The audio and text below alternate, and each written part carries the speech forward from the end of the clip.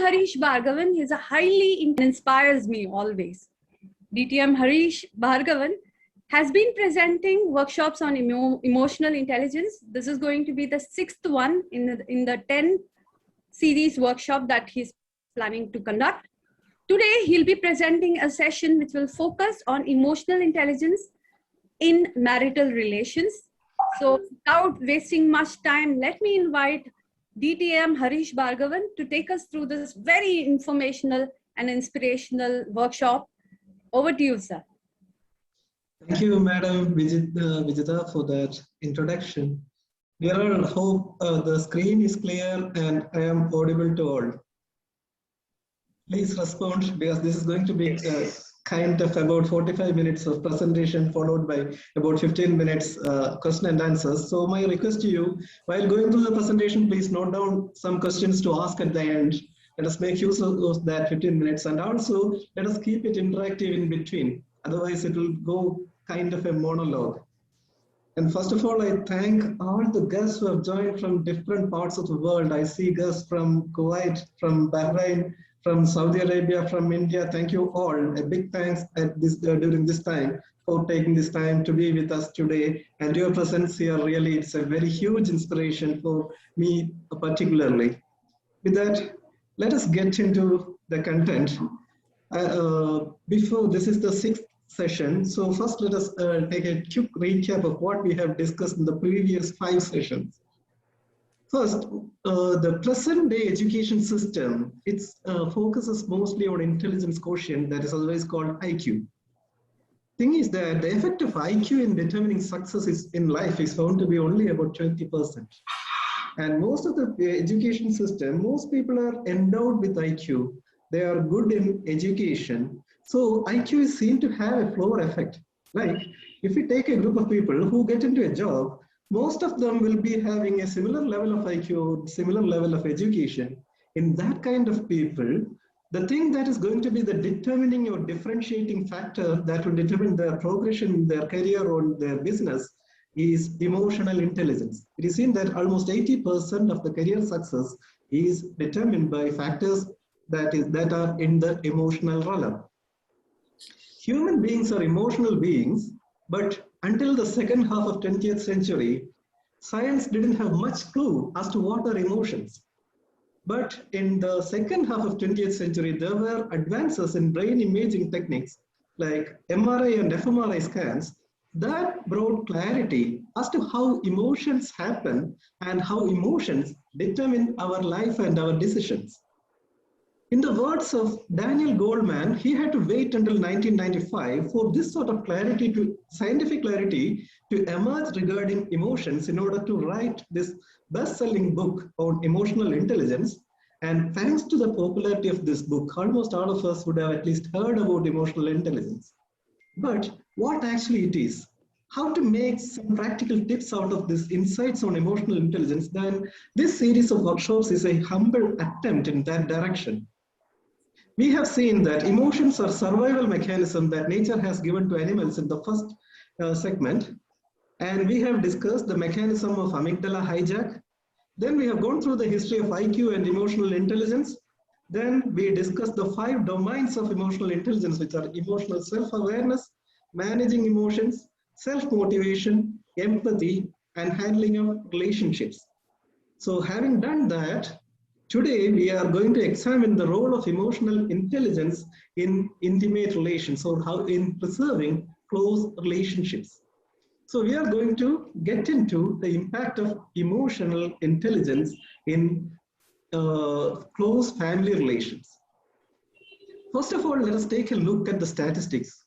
This graph on the left shows the rising trend of divorces in India. In 1,000 cases, in 1988, there used to be 0.5 divorces, but in the year 2015, it has increased to 3. That's a 6-fold increase in the rate of divorces in India. In the US, in 1890, for couples who married in the year in 1890s, the rate of divorce was 10%, whereas when it came to 1990, it has increased to 67%. That is more than 2/3 of the people who get married in the 1990s. They are likely to get divorced. What are the reasons for this increase in divorces? There are many. There is a steady decline in social pressure. Divorce is considered nowadays more acceptable. There is no longer that stigma attached to divorces in the present day society. And spouses are financially independent. Both the spouses are nowadays working. So there is no financial dependence and the consequent pressure to stay put in a marriage. All this point to the importance of emotional bonding in the present day society to have stable marriages. But why do these conflicts happen in marriages? We know men and women, they look different. But is there difference only in looks, or are there something more that is different between men and women? You would have noticed that girl children, they start speaking at an early age. A 1-year-old girl would be speaking much better, much more fluent than a 1-year-old boy. On the other hand, men in human beings are about 15% bigger and stronger than women. So we know that men and women have some differences, but there are more differences than that. If you look at the internet, there are so many memes about the differences between men and women. And whatever these memes say about women, I was not very sure whether they are right or wrong. So I consulted 2 experts on the field. I asked my wife and my daughter. They said there is some truth in this, what these memes say about women, and for that, therefore, having taken their confirmation, I put them on the slide. What these memes say? First, it says female release estrogen. The hormone that female release is estrogen, whereas in men, it is testosterone. So these two are different hormones, they have different impacts. Females take pride in showing they care and understand people, maybe perhaps of the result of this estrogen. On the other hand, males take pride in showing that they are strong. There is a interesting historic event that happened in the year 1140. King Conrad III, he captured a castle. In these medieval times, if a castle is captured, what will happen to the inhabitants of that castle? Can anybody give a 30-minute answer? What would happen normally when a castle is captured in the medieval times for the inhabitants of that castle? They become kind of a, disciples, or if not, we can say them they become slaves to some extent. Absolutely. Usually, all the men will be killed and the women will be very brutally treated. That is the way things were in the medieval times, but here this king was different. He was strong, he was chivalrous, so he granted the women the freedom to depart, and he gave them the freedom to take on their back whatever they could carry. So the king would have thought that the women will carry household items and make good their escape, but the women, thinking quickly, they carried on their back the men. And the king, being chivalrous and strong, he kept his word. He allowed the men also to escape. So this story, I think it is an example of women showing care and thinking together, acting for the interest of others, and also of that king. He is showing that he is very strong. Next, female talk about their problems to develop bond of caring and understanding. Male take pride in solving their problem alone to show off their strength. If you go to a nursery school, you will find that most of the girls, they will be huddled together in one area and they will be doing some kind of a group kind of game, whereas the boys, they will be running around all the place and they will be engaged in competitive games. Female dress express feelings, male dress express skills. And I think the pictures here are self-explanatory. It doesn't need much explanation. We all know women take far more time to dress up. Next, female talk for empathy, male talk for solutions. Here the girl is saying, my heart hurts. When she says that, what she wants is to actually open a channel of communication and connection. What she's looking for is empathy. But what does the man do? He jumps in immediately with a solution. You pick out that nail. That will end the whole problem. That will stop that channel of communication and connection. That is not what the girl is looking for, but that is the exact stupid mistake the men do. All these slides just to drive home the point that there are some more differences between men and women that is not limited to only how they look. Good communication is important for women for satisfaction marriages. We have seen women are more endowed in the linguistic skills. Girls start speaking early. So they are very fluent communicators. And women want to talk about the relationship itself with their partners. Women want problems to be talked out. And that is the reason it is seen that in marriages, it is the women who will bring up the contentious issues for discussion. And women express and experience a wider range of emotions than men. Who sheds tears more, men or women? Women. And from whose face is it easier for us to understand their emotions? Is it from the men's face or from the women's face? It is from the women's face. Women experience as well as express emotions far more than men. Then how it is for men? Men grow silent as time goes on after marriage. Before marriage, during the romantic time, men may be very communicative, but after marriage, after they settle into a stable relationship, men will grow silent. Because men are averse to emotional confrontation. Women would like to talk about the emotional issues, whereas men wouldn't like to talk about emotional issues because talking is not the strong area for men. But women want to talk about them. Men have a rosier view about almost everything in their relationship. Look at the pictures. A beautiful lady, a skinny lady, when she looks at the mirror, what she sees, and what is the difference when a man, a skinny man, a weak man, when he looks at the mirror, he sees a muscular, strong, handsome man. It is not so with the woman. And here a boy who scored just 40 marks is so happy. His happiness knows no bounds. What is it for a girl who has scored 99 marks in an exam? Her sadness knows no bounds.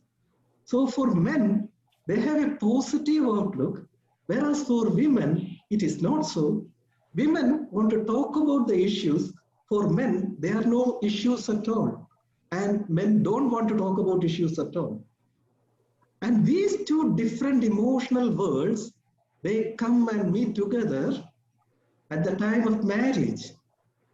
And then both of them wonder, why can't she be more like me? And she also thinks, why can't he be more like me? 69% of conflicts will remain unresolved in marriages. Due to this difference in this emotional viewpoint, it is a given that conflicts will happen in marriages. In every marriage, there will be conflicts. And most of these conflicts will remain unresolved in marriages.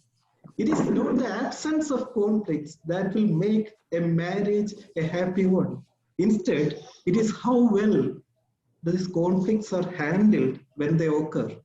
This was told by this wonderful couple, John and Julie Gottman, who conducted 40 years of rigorous research on couples, on 3,000 couples. They brought to their lab couples and asked them to discuss the contentious or conflict areas in their marriage. And they wired these people. They videographed them, they audio taped them. You can see here there are some electric probes. What these probes do is they will record the heartbeats, that will record their facial muscular contraction. It will record their blood flow in their veins. It will record the time sweat breaks on their body. And they collected vast amounts of data and analyzed this data at intervals of 1/10th of a second for 3,000 couples over 40 years. And out of this research, they were able to predict with 94% accuracy who of these couples are going to get divorced. 94% accuracy is an astonishing level of accuracy for any prediction. And in case of marriages, whether a couple is going to get divorced or not, these people were able to predict with that level of accuracy based on this high rigorous scientific research. And from that study, there are certain insights that have come, and we will be going through that today in this session. In the words of John Gottman, for marriages, there are 4 horsemen of the apocalypse. Can somebody say what is the meaning of the word apocalypse? End. Yes, it's a disastrous event. So in the words of John Gottman, criticism, defensiveness, contempt, and stonewalling are the 4 things that create disasters out of marriage. And today, first we will go through each of these terms to understand what actually they stand. And then we will go through what are the antidotes for these apocalyptic tendencies. Then finally, we will conclude with analyzing what a good marriage will really look like. So that is what we are going to do today. Are you ready? First, criticism. Here she says, what is wrong with you? And he says, you are always like this. Have you done this kind of a criticism? Or have you received this kind of a criticism? This is personal attack. She is attacking his character. She is saying, you are good for nothing. And he's saying the same thing. This is ad hominem attack or personal harsh criticism. They are saying, you are no good, you are bad. And in the words of Daniel Gottman, this is a very corrosive tendency for marriages. Second is defensiveness. What is defensiveness? Defensiveness is the feeling that I am right, you are wrong. And here she says, you forgot my birthday, and what does she think? He doesn't care about me. She is so annoyed, she's indignant over what he did to her. She is right.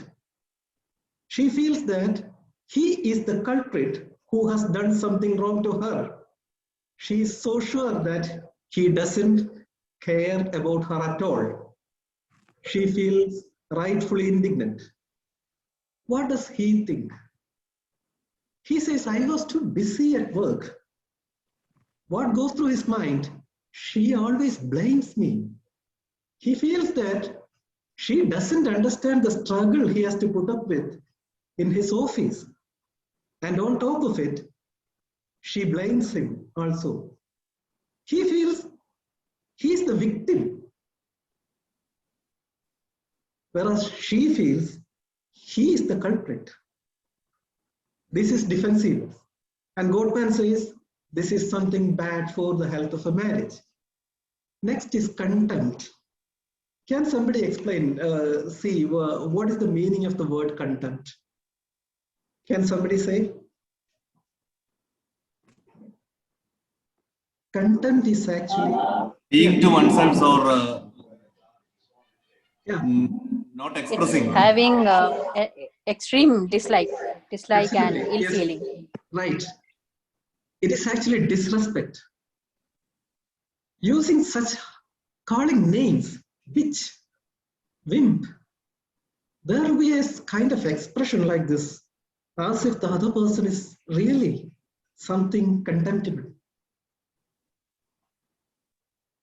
If particularly contempt is very, very dangerous in marriages, because if the husband expresses contempt a lot, it is seen that the wife will contact contagious diseases like cold, flu, yeast and bladder infections more. Contempt will erode the immunity of the partner. On the other hand, if the wife expresses disgust is kind of revulsion. If she expresses disgust more than 4 times in a 15-minute conversation, it's a very good predictor that the couple will get divorced in 4 years' time. So keep this contempt at bay. Don't show disrespect, but we will come to that in the antidote session. Next is stonewalling. Stonewalling is ignoring the other person totally. Here she is shouting, "Do you hear me?" And what he does, he is just closing his ears. This is ignoring and treating the partner as irrelevant. And this is called stonewalling. This is also very unhealthy for marriages. So how will a marriage look when these 4 horsemen of the apocalypse are present? It could be a state of perpetual suspicion. Partners will be suspicious of each other, and even a well-meaning, good-hearted action or a word from a partner will be misunderstood and misreacted by the other partner if they are suspicious all the time. There is a story, husband and wife, they were walking on the street. A dog came there barking. So the husband lifted the wife up in his arms, and once the dog left, he put her down, and the husband felt so good about himself. And then the wife said, "I have seen people picking up stones to throw at the dog, and this is the first time somebody ever picked up his own wife to throw at a dog." This is the kind of understanding that will happen. This is a joke, but more serious things can happen. And next is flooding. Flooding is just another word for amygdala hijack. How flooding happens is that if you are in an intense argument, at one moment, people will say, "I don't know what happened. I lost my control. And I shouldn't have done it, but I don't know what came over me." What really happens is that the normal heartbeat will be in the range of 70 or 80 beats per minute for men and women. But at the time of flooding, this heartbeat will suddenly jump by 10 or 20 or 30 beats per minute in the span of a second. So suddenly the heartbeat will increase from 70 beats per minute to maybe 100 beats per minute. And there will be increased release of hormones called adrenals and all that will make a swamp of toxic feelings, fear and anger. Muscles will tense, breathing will become difficult, and hearing will get distorted. What we say something that will be heard as something totally different by the other person if they are in a state of flooding. And they will not be clear-headed, and many people have done even violent crimes during this time. They would later on say, "I don't know what came over me. I regret doing it. I shouldn't have broken that vessel on his face. It hurt him so bad. I shouldn't have done it. I feel so sorry for it." And this is called flooding. It can happen, and it happens in many cases. It is seen that men take longer to recover from flooding, whereas in case of women, they get extremely angry. They are also susceptible for flooding, but they calm down faster than that. But men, it is very difficult. It takes longer time, and it's difficult for them to calm down after a flooding happens. Maybe for that reason, men stonewall more. That is one question. What is the meaning of stonewalling?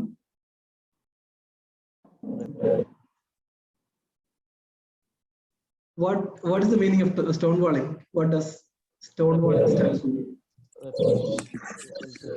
Obstruct in such a way it don't go forward. Yeah, stonewalling off.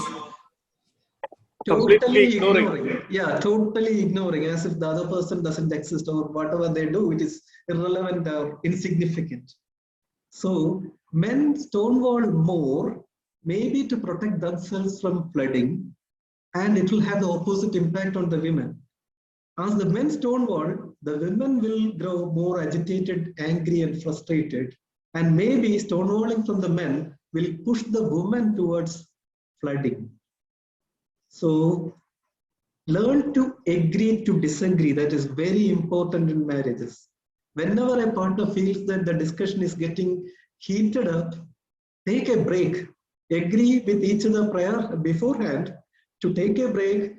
Go for 10 or 20 minutes, distract yourself, calm yourself down, and come back and discuss that subject once again. So learning to take a break, agreeing to disagree. Learning how to agree to disagree is very, very important for safe and healthy marriages. Okay, with that, now we will get into what are the antidotes for these 4 horsemen. Before we go into all the 4, can somebody list down which are the 4 horsemen of the apocalypse when it comes to marriages? Criticism, contempt, and stonewalling, right? Absolutely right. Thank you. Thank you, Anit. Okay. First, we will look at how criticism has to be handled. Here, she is attacking the partner's character, both of them. When we say someone, you are bad, what it will invoke in them is a sense of shame. Let us take the case of a husband who volunteered to help his wife in the kitchen. He came to the kitchen, he tried to wash a cup, and the cup fell down on the floor and it got broken. And if the wife says, you are so good for nothing, you cannot even handle a cup properly, you are so bad, you are an idiot, what will happen to the husband is that he will feel ashamed. And the sense of shame is associated with feelings of depression, drug addiction, and even suicide attempt. On the other hand, if the wife says, oh, you held the cup in the wrong way, this is the right way to do it, practice doing it the right way. So here what happens is that she is criticizing the way he did it. Instead of saying, you are bad, here she is saying, you did something bad. When you are told you did something bad, what it invokes is a sense of guilt. Guilt is associated with positive transformations. Emperor Ashoka was stricken with guilt after Kalinga War, and after that he transformed into one of the best ever or the most famous emperors ever in history.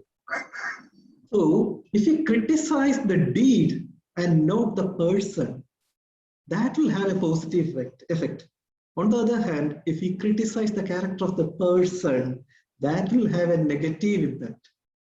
Thing is, if the person feels ashamed and they feel motivated and they lose their motivation every day due to this kind of personal criticism by one person every day over a period of 365 days, if you look at this formula, they will almost 100% all their motivation. They will never ever, they will after a year, they may not even come back to the kitchen at all. Kitchen will be like a scary place for them.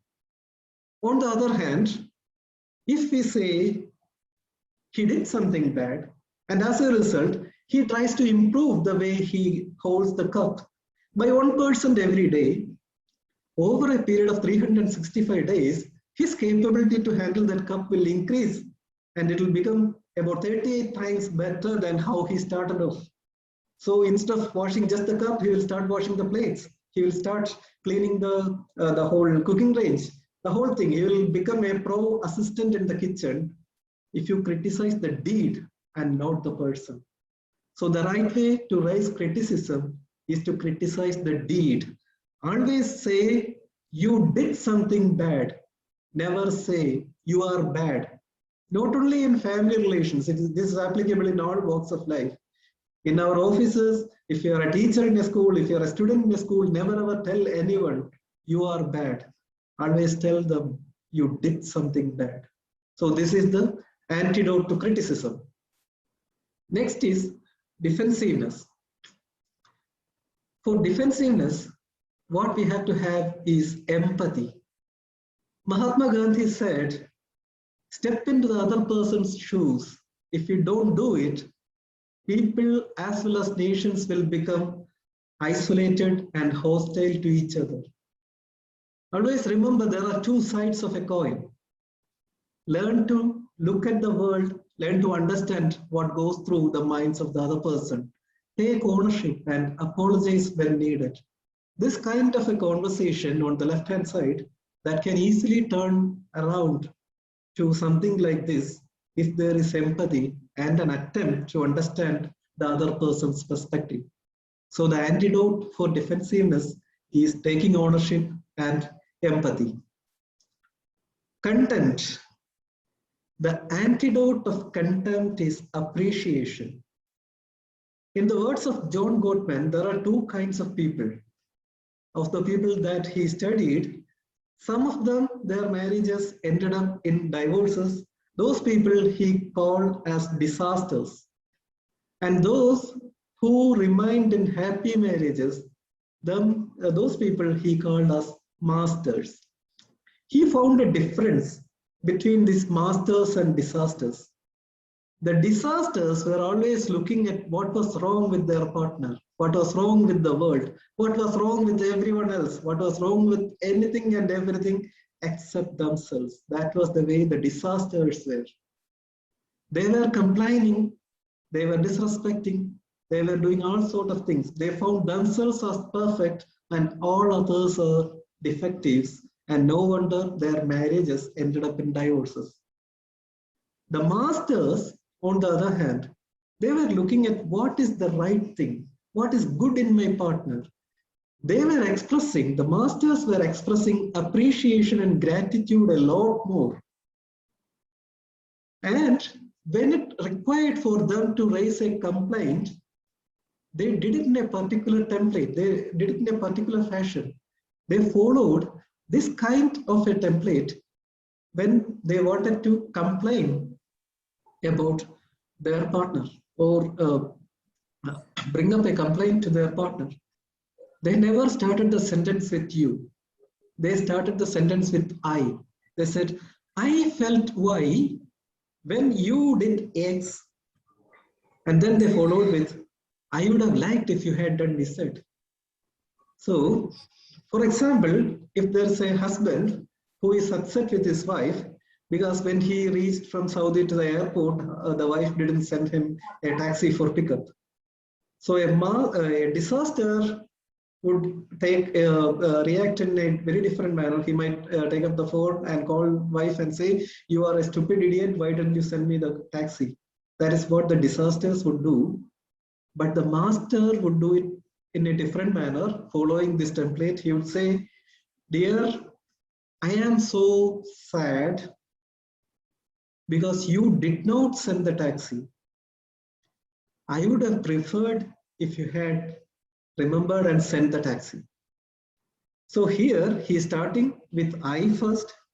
Next, he is telling what was done wrong. He is not criticizing the person, criticizing the deed when you failed to send the taxi. And then he tells exactly what should be done for him to be happy, that don't forget to send the taxi again. So this is the way the masters did. May I request DTM Anit Kumar to give another example of the right way to raise a complaint.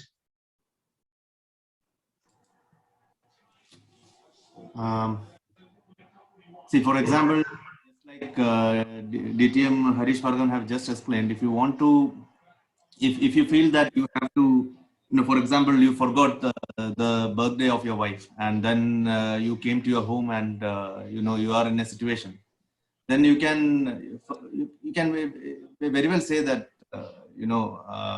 I acknowledge the fact that I forgot, but the thing is that you should not get this too much agitated because I was so busy at the work. Please understand the fact that this is the thing. So the next time I will, but I don't think this is the right example. I think I just got off the charts. I think this is not the right one. Okay, you can think for a right one. Yeah, sure. Okay. Can there be someone else as a volunteer? To give an example, what's the right way to express a complaint?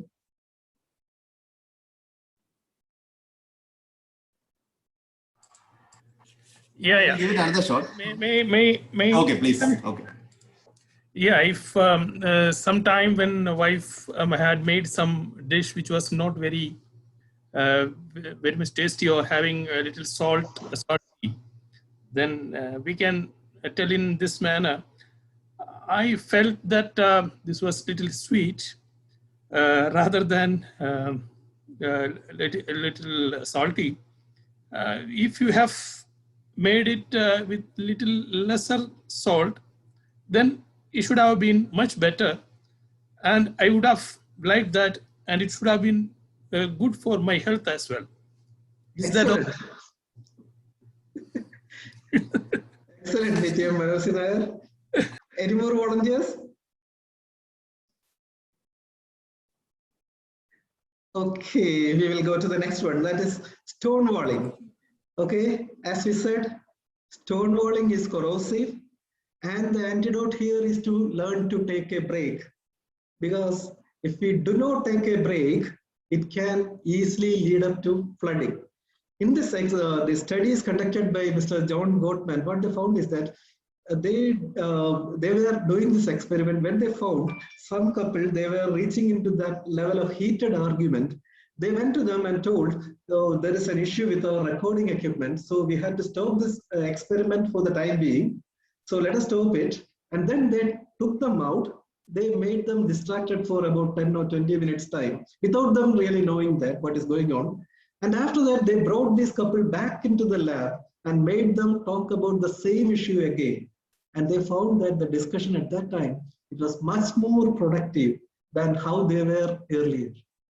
So calming down, distracting yourself and calling a break when it is required really helps. So work out a mechanism among both the partners to how to agree to disagree.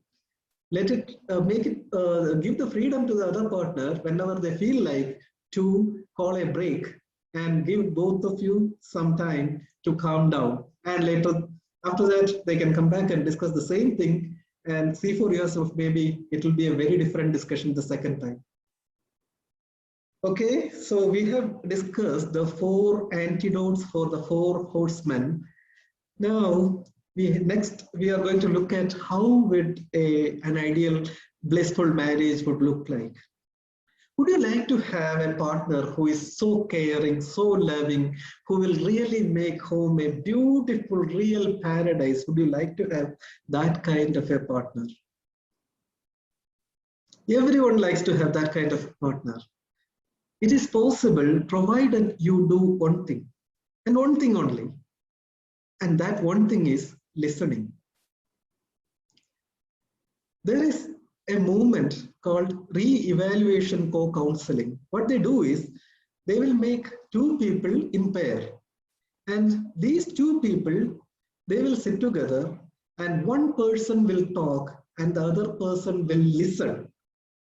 One person, they will talk about their frustration, their anger, their disappointment, their issues, or even what makes them happy. They will keep on talking, and the other person will actively nod, ask them some question to share more, like, oh, is it so, where it happened, how was it, like that. They will prompt the other person to speak more. One thing very important, the second person will never jump in with his advice or comments or correction. No, no. The second person will simply sit, listen, and encourage the other person to talk only. The role of the second person is just to listen. Listening is not agreeing. When we listen to another person, it doesn't mean that we are in agreement what they say. So the second person will patiently lend their ear for the first person to speak. And once the first person has vented out whatever is there in his or her mind, that first person will feel so happy and relate. And we have to really understand, really experience it to understand. I have really experienced it. And then the roles will switch. Now it will be the second person who will start speaking. The first person will simply listen. And the first person will encourage, he will nod, ask question. He will not jump in with a solution or an advice or a correction. His role there also just to listen. And once the second person has also vented out all that he had in his or her mind, that second person will also feel tremendous amount of relief. This really happens. The basic principle of this is that every person is capable of finding solutions to all the issues that they are going through in life. Only thing that they need is a listening ear. Just lend your ear and listen. Just do that only. some psychologists actually do their counseling just this way. They will sit there listening to the patient talk only. They will sit there, they will just write down and they will say, okay, then what happened? Likewise, they will make the person speak until he or she wants to speak. And once they end it, the patient will be so relaxed and so happy, they will feel the psychologist is really a superhuman. But it is not the psychologist, it is just listening that does the trick. So at home, this can be practiced between couples, but it is not easy. It is very difficult to resist our own temptation to jump in with a solution or an advice. But if it can be done, it will really be a very transformative thing to do. That will support and make, it will take the household a long way towards being a true paradise on earth. So that principal trick here is active listening. Try to find out from other sources as well. And next is, there is something called an emotional bank account. Thing is that when we do something good, we put a deposit into our emotional bank account. And when we do something bad, that deposit will get depleted. Let us take the case of a couple, newly married. Their emotional bank account is 0. Wife holds the emotional bank account of the husband, and husband will hold the emotional bank account of the wife. Let us take the case of the husband now. The husband does something good. First, he kept his promise. So his emotional bank account is now 1. Next, he did a small act of kindness. So his emotional bank account is now 2. Next, he was loyal. So what will be his emotional bank account now? What will be his emotional bank account? Tell me. 3. Okay. Next, he listened to her. What will be his emotional bank account? 4. Okay. Next, he did a withdrawal. He broke a promise. What will be his emotional bank account now? 3. It will be, in happy couples, the emotional bank account will be -1. For unhappy couple, it can be 3, 2, 1 or 0. Okay. What studies show is that in really happy couples, the ratio of positive interactions or cues to negative interactions is in the ratio of 5:1. And when this ratio was almost 1:1, or when the negative interactions were slightly more than the positive interactions, those marriages ended up in disasters. They divorced. So between 0.8:1 and 5:1, that is kind of unhappy marriages. At 5:1, they are happily married. At 0.8:1, they are totally miserable and they get divorced. In the US society, in Indian societies, maybe they will not get divorced, but they will remain unhappily married. So if you want to be in a happy marriage, always take care to increase the number of positive interactions at least 5-fold more than the negative interactions or negative cues. And what this Gottman found is that actually in this really happy couples, it was when they were discussing conflicts, the ratio was 5:1. In the normal conversation, the ratio was 20:1. So have a ton load of positivity more. Like positivity is like humor, support, love, caring, listening, kindness, all those things. Have a ton load of it more than any negativity in the relation. That will make the marriage a really blissful one. Okay, next, where magic actually happens. In the words of John Gottman, these 3 things are essential for a happy marriage. First is calm. The couples, the partners need to be calm when they are interacting with each other. If they are agitated, they cannot even listen. So the basic essential thing is being calm. Second is commitment. We know the marriage vows, for better, for worse, in sickness and in health, till death do us part. Be there for the partner. Make the partner the first priority. Be with them whenever they need you. That is commitment. And third is trust. We may be so committed to the partner, but the partner may not be trusting it. So build trust. How to build trust? What Goldman found is that couples all the time, they make small bids for attention, bids for connection. A bid for connection is like this. Maybe both of them, they are inside the house and one partner lets out a sigh like, ha. The other partner has a choice at that time. She can either ask him, what is the issue? Why are you sighing? If she turns towards him and asks him what happens, or if she connects with that partner at that time, that is that she is turning toward that bid for connection. In happily married couples, 86% of the time, partners turn to each other when there were this kind of bids for connection. On the other hand, when the partner sighs, the other partner can remain unresponsive or even look in the other direction. That is turning away from connection. In divorced couples, it was only 33% of the time partners turn towards each other. 67% of the time, they turned away from each other. So, turn towards the partner whenever they make this kind of bids for connection. And when calm, commitment, and trust, all of it come together, in the words of John Gottman, magic will happen and the household will become truly a paradise on earth. Attempt and try to bring that paradise at your own homes.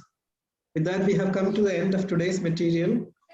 We have covered up to how to preserve relations, and next is on the job success and health and well-being that we will take up in the next session. So it is now time for Q&A. Before Q&A, let me say, I am not an expert in psychology. I am not an expert in emotional intelligence. Please do not take whatever that I have shared today as the authoritative opinion on emotional intelligence. Please try to research, try to learn from other sources, and try to practice these tips and see for yourself if they work or not. So with that, if there are questions, I am happy to answer them now.